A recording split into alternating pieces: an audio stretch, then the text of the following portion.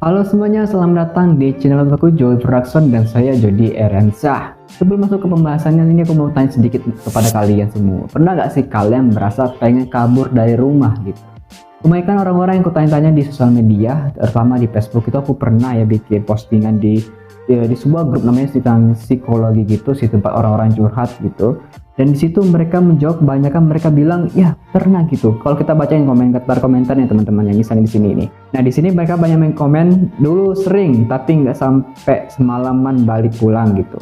Ada juga di sini pernah dari SD karena kekerasan orang tua pada anak sampai saya pun benci hingga saat ini. Udah pernah beneran kabur tapi dicari terus sampai rumah malah dilakukan hal yang sama. Hal yang sama ini ya pukul, ditendang gitu ya. Saya kayak seakan-akan hidup saya ini cuma bahkan pukulan dan tendangan mereka aja gitu. Ada juga di sini sering sih tapi dunia di luar lebih kejam daripada ujian di dalam rumah. Gak berani keluar menghadapi kekerasan hidup di luar, jadi aku nggak jadi kabur gitu. Ada juga di sini bilang sering, ada juga di sinilah belum kabur. Kalau lu laki cari kerja ngap. Ada juga di sini sampai detik ini pernah ngelakuinnya juga gitu. Memang kebanyakan orang pernah melakukan hal semacam ini, kabur dari rumah gitu. Tapi ada juga yang cuma niatnya doang ya. Nah mungkin kalau kalian punya pengalaman yang sama, punya pemikiran yang sama, atau punya niatan yang sama, sekarang ini pengen kabur dari rumah, bisa komen di kolom komentar alasannya kenapa dan kalian beneran pengen kabur atau enggak gitu. Kalau saranku sih jangan deh. Kecuali kalau memang ada kekerasan fisik, kekerasan rumah tangga, itu KDRT dan sebagainya pada anak, silakan kalian jangan kabur, tapi kalian lapor ke pihak yang berwajib gitu ya. Oke, kita ngomongin di sini seperti judulnya teman-teman, kita ngomongin tentang beberapa kata-kata ya. Tadi sempat di komentar pula, tadi tuh ada juga yang bilang saya tuh di rumah tuh kabur karena kekerasan gitu, kekerasan fisik, ditendang, dipukul gitu. Nah kalau di sini kita bakal ngomongin juga salah satu alasan atau penyebab anak tuh pengen kabur dari rumah gitu. Salah satunya ialah kata-kata dari orang tua itu sendiri teman-teman. Nah mungkin kalau saya ceritakan kata-kata ini ataupun saya sebutin kata-kata ini, kalau misalnya kalian merasakan pula ataupun pernah mengalami kata-kata tersebut, kalian bisa komen di kolom komentar. Oke. Beberapa omongan orang tua yang bikin seorang anak down sampai pengen kabur dari rumah. Yang pertama ialah dasar anak gak guna. Wah, kita sedikit komentar ya. Pertanyaannya gini, apakah benar anaknya gak guna atau orang tuanya gak guna mendidik anaknya? Apa yang terjadi pada anak, apa yang pada perilaku pada anak itu hasil didikan dari Anda sendiri gitu sebagai orang tua. Apa yang kalian tanam itu yang kalian petik gitu ya. Jadi jangan pernah kalian bilang pada anak kalian tuh dasar nggak guna. Yang berikutnya ya ada bego gitu doang nggak bisa. Gini ya, anak itu terlahir dari sesuatu yang dia tidak tahu apa-apa. Makanya dia lahir dari kecil bayi. Pertama nggak tahu jalan, dia belajar merangkak. Nggak tahu merangkak, setelah tahu merangkak dia berjalan pelan-pelan gitu, jatuh pelan-pelan jatuh gitu. Setelah itu baru bisa berjalan dengan lancar gitu. Itulah proses pada anak, belajar dari hal yang tidak bisa menjadi yang bisa gitu ya. Maka kita sebagai orang tua ialah kita harus tahu bahwa batasan anak. Anak ini nggak tahu ini, anak ini nggak tahu A, nggak tahu cara B, nggak tahu cara A. Itu bukan berarti kita harus bilang anak itu nggak bisa apa-apa ataupun anak ini itu doang nggak bisa, tuh jangan gitu teman-teman. Karena kalau orang tua bilang seperti ini itu bahkan bisa menyebabkan anak itu tidak percaya pada dirinya sendiri. Ketika dia sudah dewasa terus juga dibebani tanggung jawab, yuk ini urusin ini kamu bisa nggak? Aduh, dia langsung mikir pada dirinya, aduh bisa nggak ya? Nggak percaya pada dirinya sendiri. Maka dari itu kata-kata yang seperti itu dibuang ataupun diganti lebih baik kata-katanya, yakni ayo kamu pasti bisa. Itu kata-kata yang lebih baik. Berikutnya, nggak ada yang bisa dibanggain dari kamu. Ya ini agak sakit juga kata-katanya, nggak ada yang bisa dibanggain ya. Tapi jujur teman-teman, jujur ya, kita di sini ya sebagai anak ya, saya masih sebagai selaku anak, saya belum menikah dan belum punya anak gitu. Kita di sini sepakat bahwa semua anak itu pengen membanggakan orang tua kita, iya kan? Setuju di sini? Setuju, oke. Setiap anak itu pengen membanggakan orang tua kita. Nah, orang tua tugasnya ialah jangan membatasi rasa bangganya pada anak. Banyak orang tua itu bangganya ketika anak dapat peringkat 1. Banyak orang tua itu bangga kalau anak dapat ranking 1 ataupun dapat nilai rapot 90 ataupun lolos PTN gitu, ataupun lolos di jurusan yang orang tua tuh senangi gitu. Anaknya pengen masuk ke jurusan teknik tapi orang tuanya pengen kamu masuknya jurusan kedokteran aja gitu. Supaya apa? Supaya orang tua lebih bangga kalau kamu masuk kedokteran. No, ini jangan batasi ya. Ingat ya, orang tua jangan pernah membatasi rasa bangga kepada anak. Kalau kalian membatasi rasa bangga pada anak, kalian nggak bakal merasa bangga sepenuhnya meskipun anak Anda suatu saat nanti sukses. Karena setiap anak itu punya kemampuan, kelebihan, dan kekurangan masing-masing. kita harus selalu bangga apa yang dia miliki. Kalau misalnya anak kita usianya 3 tahun tapi dia belum lancar berbicara, kita jangan bilang saya nggak ada bisa banggain anak ini. Dia udah 3 tahun tapi nggak bisa lancar bicara, manggil papa mama aja nggak bisa. Contoh lain misalnya ini, kalau misalnya anak masuk kelas 3 SD, baru bisa perkalian 2x2.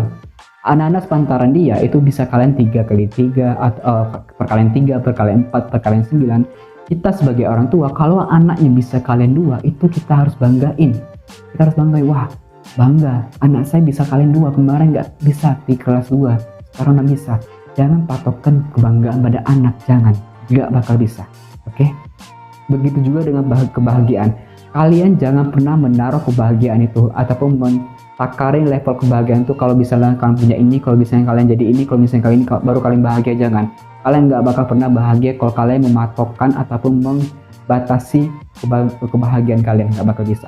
Berikutnya ada beban. Dasar beban. Ya, ini kita nggak main Mobile Legends ya, kita di sini sebagai anak ya.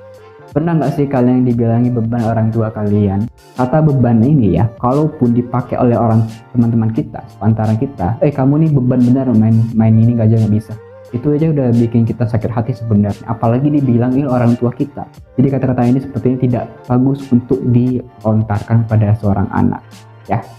Karena apa? Beban ini, anak ini memang adalah sebuah beban. Tadi bukan beban sebenarnya, ini adalah sebuah tanggung jawab. Kalian memutuskan menikah, memiliki seorang anak, maka kalian ambil tanggung jawabnya untuk mengurusi mereka. Itu tanggung jawab kalian, bukan tanggung jawab si anak. Anak nggak tahu apa-apa, dia lahir di dunia ini punya kewajibannya sendiri nanti suatu saat nanti. Oke?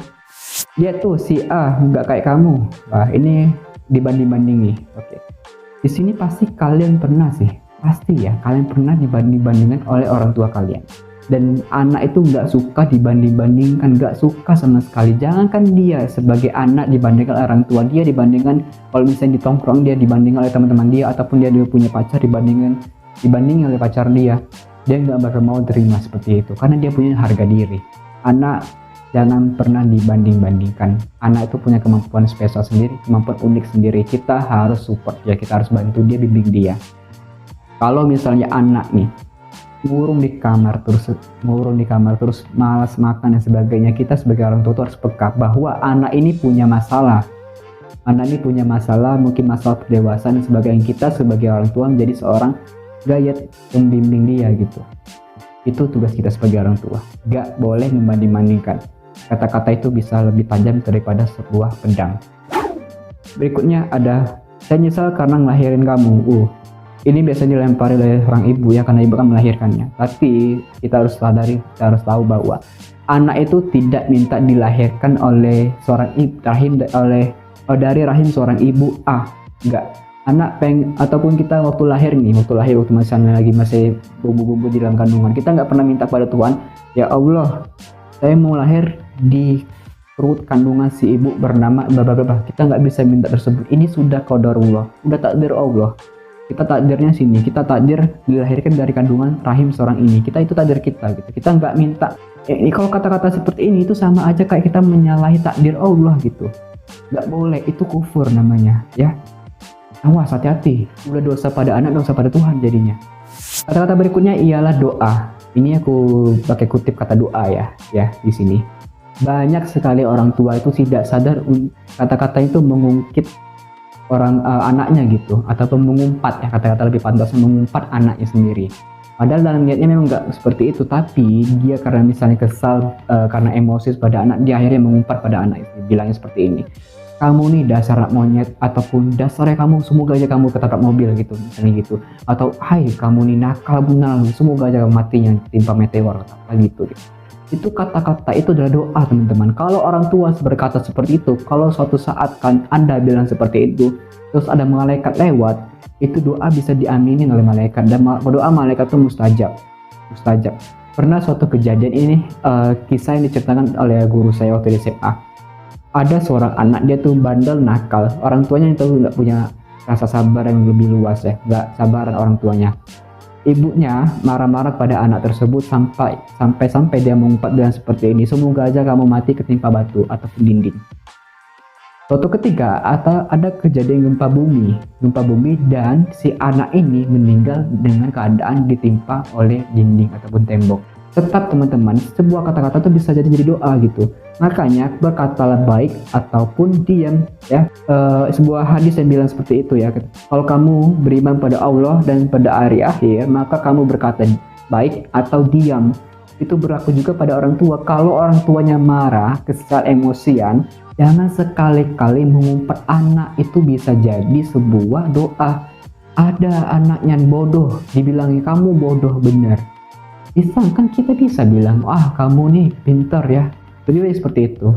Nah, buat kalian yang pernah merasakan kata-kata ataupun pernah mendapatkan kata-kata yang seperti ini dari orang tua kalian atau dari orang rumah kalian bisa komen di komentar, ataupun misalnya ada kata-kata lain yang bikin sakit hati, yang bikin kalian down sampai pengen kabur dari rumah, kalian bisa juga komen di kolom komentar teman-teman.